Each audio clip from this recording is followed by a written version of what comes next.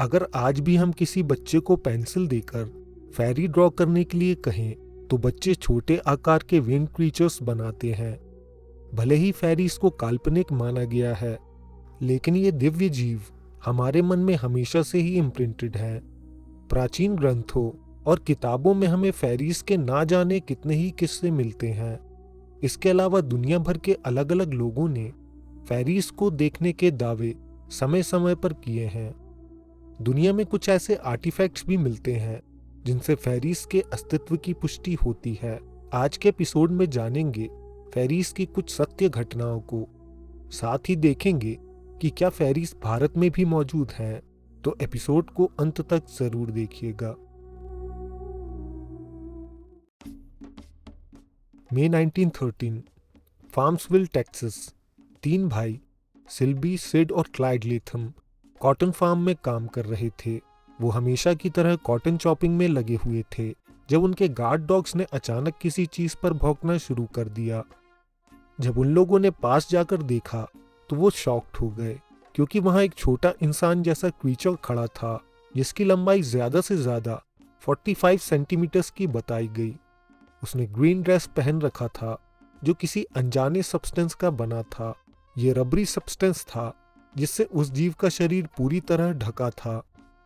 Curious होकर वो तीनों उसे ध्यान से देख ही रहे थे कि एक कुत्ते ने उस पर हमला कर दिया। उसके शरीर का खून और छोटे इंटरनल ऑर्गन्स जमीन पर बिखर गए। उन तीनों ने एक साथ उस जीव को देखा था और वो काफी हैरान थे। थोड़ी देर बाद वो वापस खेत में काम करने लगे।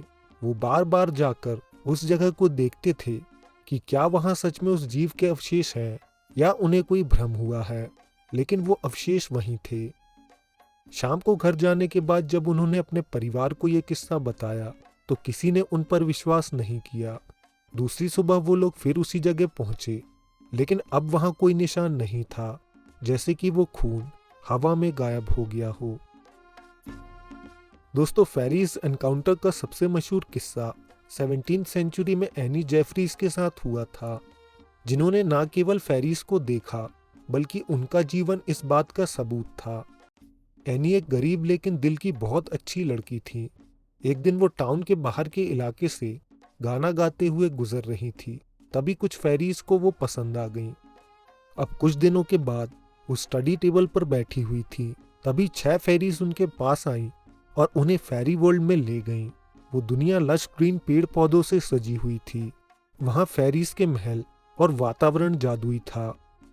जब एनी वापस लौटी तब उनके पास दूसरों को हील करने की जबरदस्त शक्तियां आ चुकी थीं।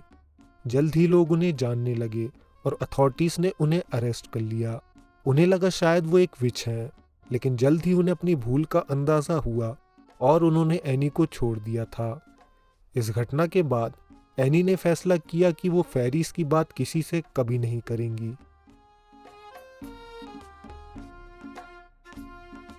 अगला किस्सा ईयर 1948 का है। ये रेनॉल्ड्स 10 साल के लड़के थे जब वो इंग्लैंड के हॉर्शम गए।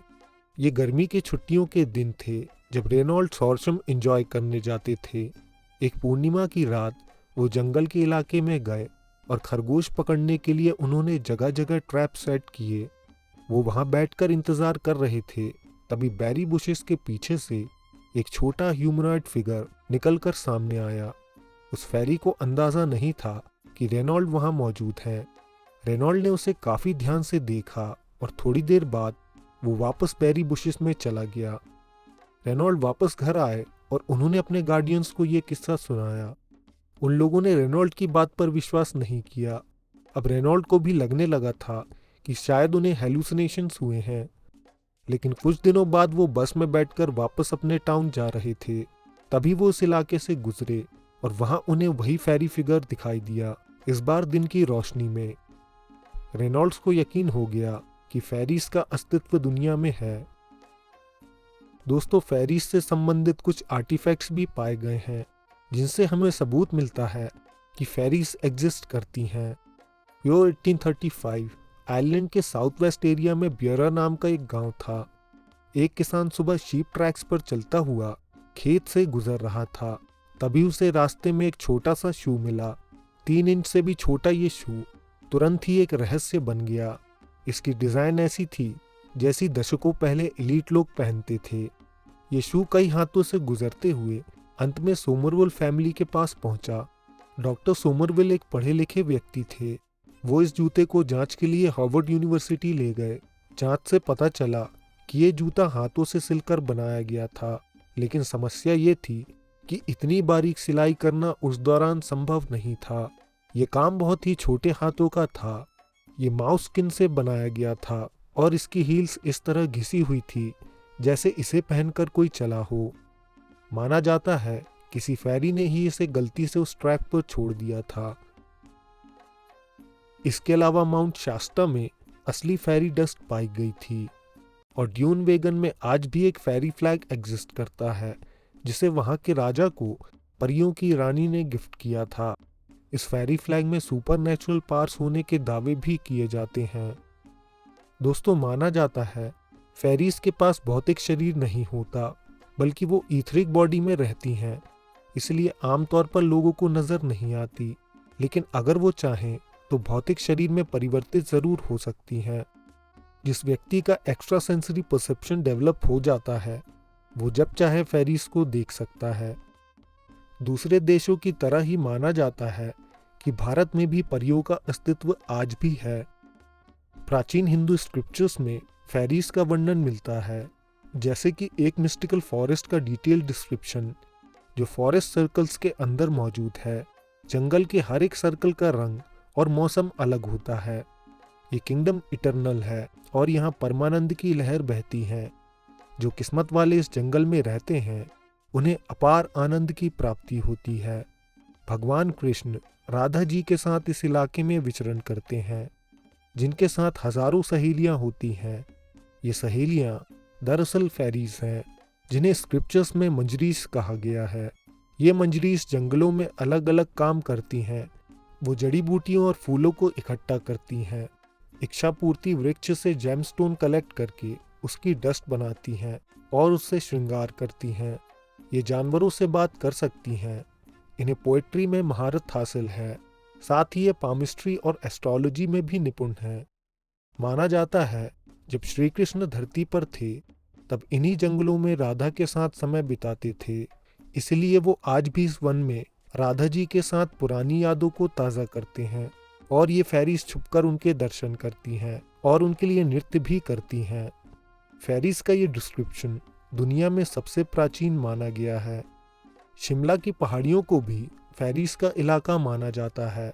धर्मपुर कसौली के इलाके में आज भी मान्यता है कि वहाँ फेरीज रहती हैं। लोकल्स की माने तो फेरीज छोटे इंसान जैसे जीव हैं जो 7 इंच तक के होते हैं। ठंड के मौसम में वो पाइन ट्रीज के ट्रंक में बसेरा करते हैं और गर्मी के मौसम में बाहर आकर नृत्य करके खुशियां मनाते हैं। पुराने बागबानों ने इन फेरीज को अपने रोजमर्रा के जीवन में देखा है। उनके अनुसार ये फेरीज ज्यादातर फीमेल्स होती हैं, जो कई बार पंखों के साथ तो कई बार पंखों के बिना नजर आती हैं। ये हमेशा खुश रहती हैं और इन्हें नाचना गाना काफी पसंद है। आज के एपिसोड में बस इतना ही। वीडियो पसंद आया हो तो लाइक करें, कमेंट्स में अपनी राय दें। अगर आप चाहें तो हमारे चैनल को सब्सक्राइब करके बेल आइकन दबा सकते हैं। हम जल्द आपसे एक नए एपिसोड के साथ मिलेंगे। धन्यवाद।